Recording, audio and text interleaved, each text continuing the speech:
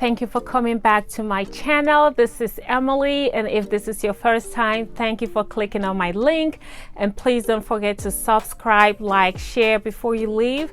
And if you're already a subscriber, thank you guys for subscribing to my channel. And today, and it's another part of my assisted living journey. If you're on here and you're thinking about opening up an assisted living, you're on the right channel. And my goal on this channel or this playlist is to guide you, inspire you, hold your hand along as you start this process of opening your own assisted living business. So let's get to it. So today, last week, and I'm gonna link it on over here or over here, the link of the video I did last week about, when you're thinking about opening up an assisted living. I have a video I made last week. I'm gonna link it over here. You can check it out. And today's video will be about, choosing the right location or the right house. Say you've done your research and you've decided I'm gonna open up an assisted living. So the first thing I did, we started looking into potential homes that we could use for an assisted living, and which is what I'm going to talk to you guys about. It's not about just buying any house. There are some important things you have to look through and research before you get your first house or the house you're thinking about buying. So without talking about finances at all, first of all, you have to know what your budget is, how much you're willing to spend in a house. And to think about that, know that it's a process to get the business up and running. So the mortgage of that house you buy, you're probably going to be paying that mortgage for a little while before the business is up and running, meaning you have residents in there that are paying and covering the expenses of that house. So think about it. Do you have enough money to be paying that mortgage along with your own mortgage, along with your other expenditures? So buying a house is picking the right house is important as far as your mortgage. You don't want to go choose a house that you're going to need it to pay $2,500 a month. Meanwhile, you don't have that extra $2,500 a month income to spend on a house. So, kind of weigh your finances and how much you can afford to spend per month without, you struggling with your other bills, that you have to spend on. So the first thing, say you figured out your budget, you figured out the amount you're willing to spend on your house. So the next thing when you house hunting is zoning. Not every house in every zone can be converted into an assisted living.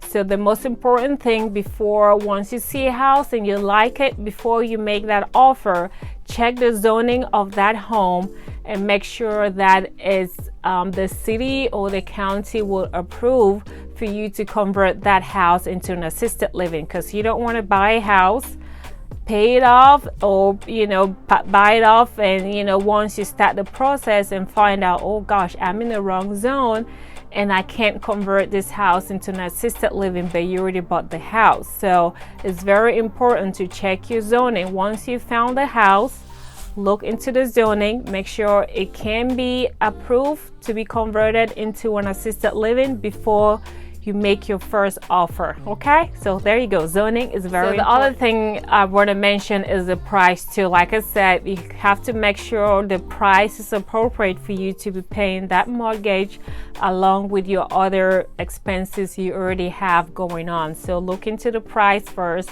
then the zoning, before you start developing that interest into your potential house. Important factor with searching your first house is the location and the neighborhood. You don't want to buy a house, great price, but it's in the neighborhood that is probably unsafe, too far away from other communities or shopping areas or hospitals or pharmacies. Think of it as if an elderly person is leaving their house safe, or how close the amenities are for them? Do they have senior centers at house? Do they have churches? Maybe they want to, go and worship. Do they have any churches around? Do they have library? So think of things that your residents will love to do, like bingo. Is there a senior center where they can go to and participate in bingo activities if they wanted to? So when you're looking at a house, think of the neighborhood. You don't want to buy a cheap house in a very unsafe neighborhood that no family would want to bring their residents or their mom or dad or uncles in that area, because it's very unsafe. So think about the neighborhood too before you buy or make your offer in your first house. The other thing I would say too, before you make your offer, because they have restrictions as far as how many assisted living within a certain miles of each other that you can make one. So I don't know what the differences are with each state, but in Maryland there's a certain you can have 2 or 3 assisted living within 5 miles of each other. I think there's a requirement as to the space or the distance between each assisted living. I think ours was it 10 miles?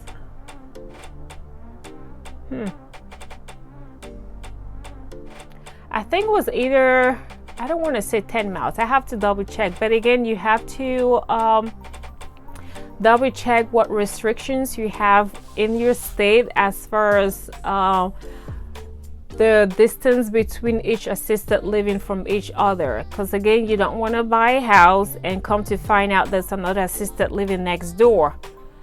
Theirs is already up and running, meaning you can't open ours. Yours is not going to be approved. Unless yours was approved first, then theirs will not be approved. But again, you don't want to put yourself in that situation that you're hoping that yours gets approved first. So make sure the house you find and you think this is a potential house, check your zoning, check your finances, check if there's another assisted living within the area, because if there's one and if it's too close, then yours will not be approved. So take a look at that. So another thing or important factor that we didn't know was the sprinkler system, that now every in Maryland, I'm talking specifically about Maryland, every home has to have a sprinkler system in the house. It doesn't matter if it's a 1-bed facility or if it's a 20-bed facility, you need to have a sprinkler in the house. So when you're thinking about buying your house, think about, do you want to buy one that already has a sprinkler? That will be a less expenditure than getting one that you will have to put your own sprinkler in it. So that's something to consider too when doing your house. Another thing is parking. Again, we didn't know about parking. I'm sharing all this with you guys because when we started, we were learning as we go. So a lot of things we found out along the way that if we had known, maybe we'd have chosen another house. So another thing is parking. So Maryland has restrictions or requirements for parking. You can't park, especially if you're in the counties. I don't know about the cities. I think the cities is different just because of the limited space. But if you're buying a home in the counties, there's a parking space requirement. There has to be a parking space in case the fire truck has to come to your house or the ambulance has to come to your house. There should be an open parking space always available for your fire truck or your ambulance. So that space should be free from your parking or your staff parking or your residence parking.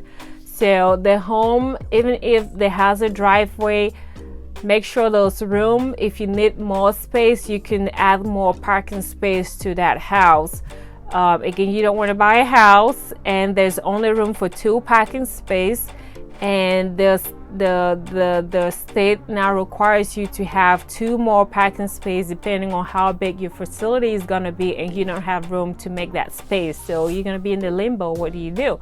So you might have to downsize as to how many residents you could have, or get a new home. So consider parking space when you're looking up into buying your own your new house for your assisted living. Another thing I would say when you're looking into buying a house is the number of rooms, that you want for the house, because every room you can double have shared beds or shared rooms for every room. There's a minimum square feet requirement per room per resident. So if you have a double bed, there's a minimum space required for a double bed. So don't think every room you can just do a double bed. So think about it. If you're aiming for a 6-bed facility, make sure the square footage is appropriate for you to have that 6-bed facility. And also have in mind where your staff will be. If you have living or staff, or if you have staff that come in and go, then that depends. So if you're going to have living staff, make sure there's space or room available for your staff too.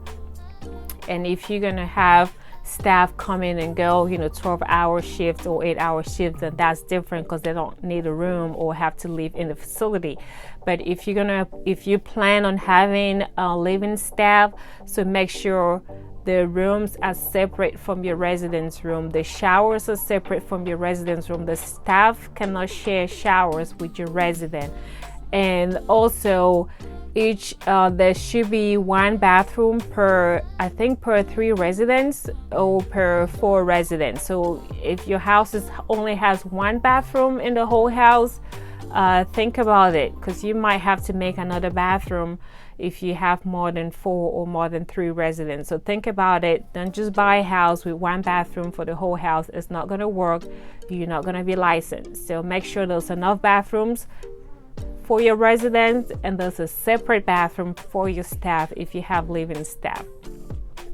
All right, guys, our tips are going to help you when you're doing your first house hunting for your assisted living business. This is some of the things we kind of learned through as we were going looking for a new house, and some of the stuff we found out later on when we already bought a house.